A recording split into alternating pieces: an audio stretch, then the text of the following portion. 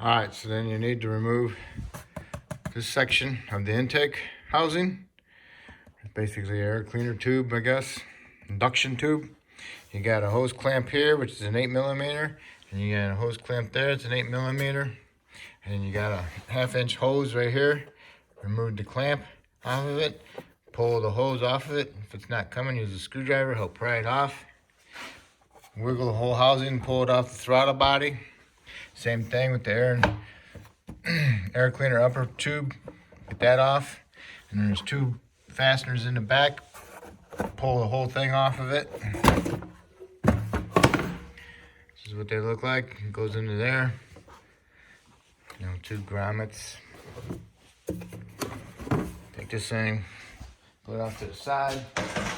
Take off the upper engine cover. Remove the oil cap to the side. And there's 3 more of those fasteners on each corner. Pull them up. Pull the whole thing off.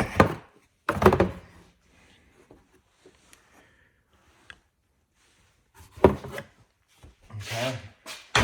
Put your oil cap back on.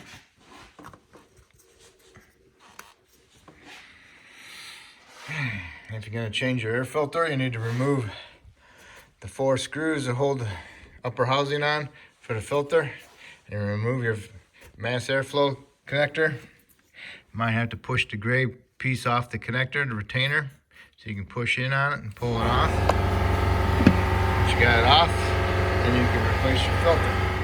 All right, next you need to do is remove the air intake, not the air intake, but the air filter housing. Got the 2 10mm bolts, one here and one there. Remove those 2. And then over here is just another one of these.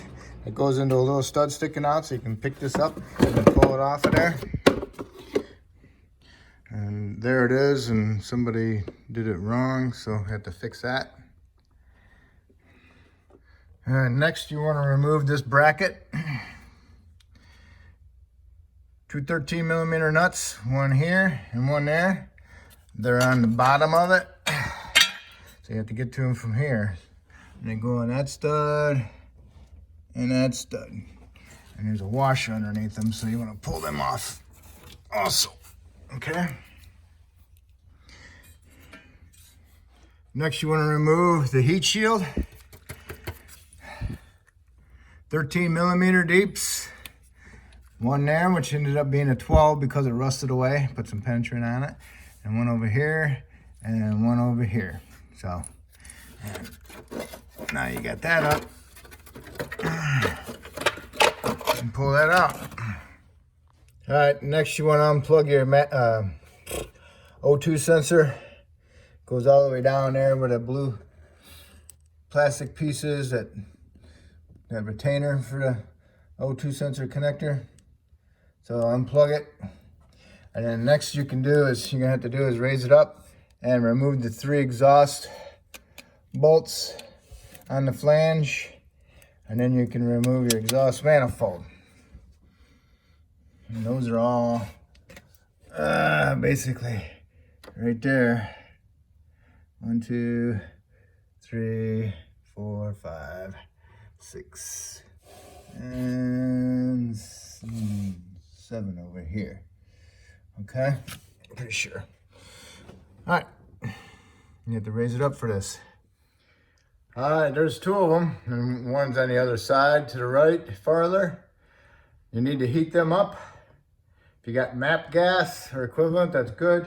If you got acetylene torch, it's even better. So you need to get them nuts glowing red hot, as close as you can. And those are 15, and who knows, they might be rusted to something smaller than that. All right, I got my flange nuts off.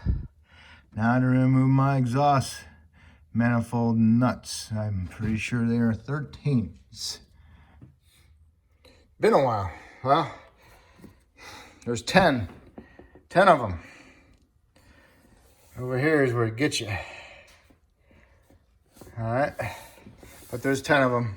Some of the studs come with them, but whatever. Okay, and then you just pull the whole thing out and check for cracks. Since you got it off, if there's any cracks in it, now's the time to replace it. All right, next we're going to have to get access to that little front cover. So we can put our little special tool in there that holds the gear in place, because the water pump is driven off of the timing chain gear. All right, so I want to remove the two nuts off the front engine mount. And then we're gonna jack the engine up.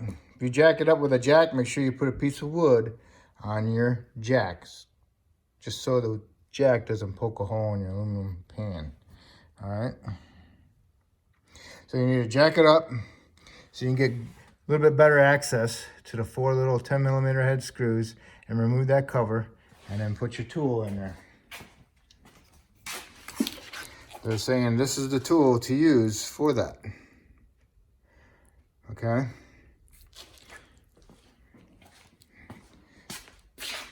On the earlier models, I had to use this tool, which is, I think I used it 2 times in my whole life. All right. I also removed the mount. These are 15s, okay? I removed the cover with the 4 10s, okay? You don't really gain that much more room. You only lift it up maybe a 1/2 inch, but there isn't no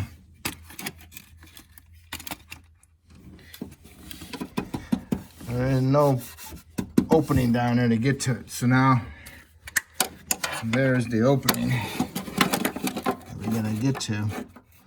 Got to remove the bolts on the front of it. Okay. At least you can get to it. What you need to do is get yourself a mirror, shine the mirror down in there so you can get an idea of what's going on inside there.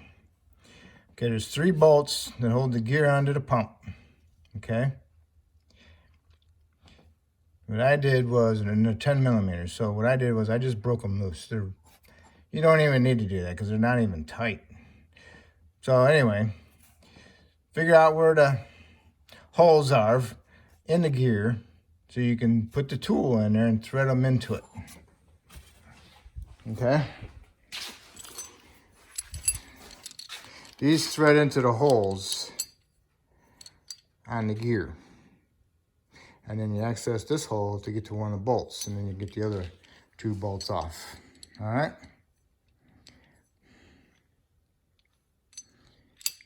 Okay, my tool is in there, and I snugged it up. I used a 1/4 inch ratchet with a 10mm on it. So I tightened them up.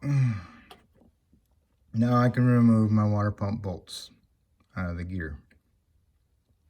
Here's the bolts. Make sure you got a little magnet ready, a little angle on it, because I don't know if they have enough room to fall down in there or not, so be careful. Okay, if you're doing this job and you got this tool, I do not recommend using it. It's too sloppy, and when you do bolt it in there,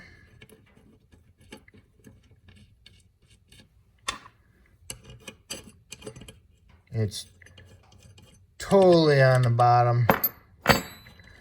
If you do have it and that's all you got,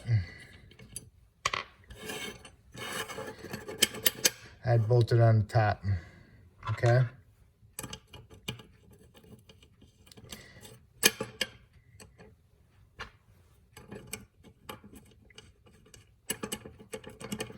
Okay, that's what I would do.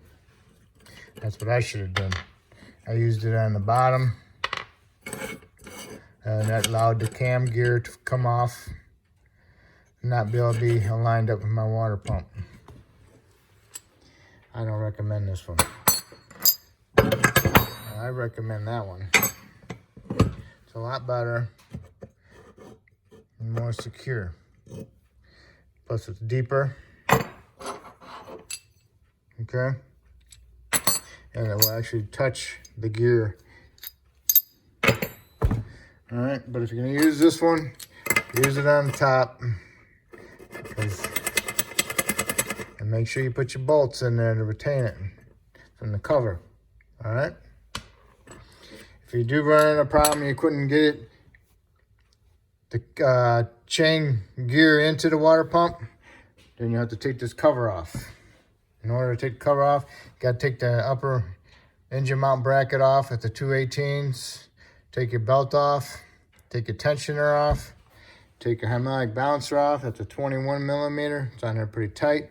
Don't need a puller. It just slides right off because it drives the oil pump. Okay. And then you can remove your 13. Loosen that one up so it's loose in there. Remove all your 10s. It goes all the way around. Drop the engine down. And you can pull this bolt out.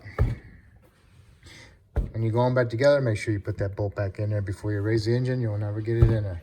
Okay, so now this is bonded on there pretty good. You want to come over here and you want to get like an angled pry bar, pry it up. Do it very carefully. Work it off slowly. Okay, if you need to remove the chain, fix anything with it, and you want to see what it looks like. There's the water pump gear. There's the chain for it. There's the tensioner. Got 2 10s. You can remove those 2 10s, pull the tensioner out, and then you can walk the, if the gear's loose, you can pull the chain right off the gear. And then you can put the gear onto the water pump, tighten it up, and snug it up. Put your chain back up in there. And then I recommend getting a new tensioner for the chain. That way it's got it's already pre-tensioned with the little pull pin. You pull a little pin out when it's in here. And it's all set. This one's kind of old and it pushes in a little bit. I don't like it. But there's no alignment on this chain. Not like the timing chain over here that runs up to the cams. This one's more critical. This one isn't. All right. So that's what it looks like. So when you're going back together, put them all back together. Put all your bolts in. Put your big bolt in. It goes through this hole. And make sure you tighten them up properly, evenly. And put your harmonic balancer on.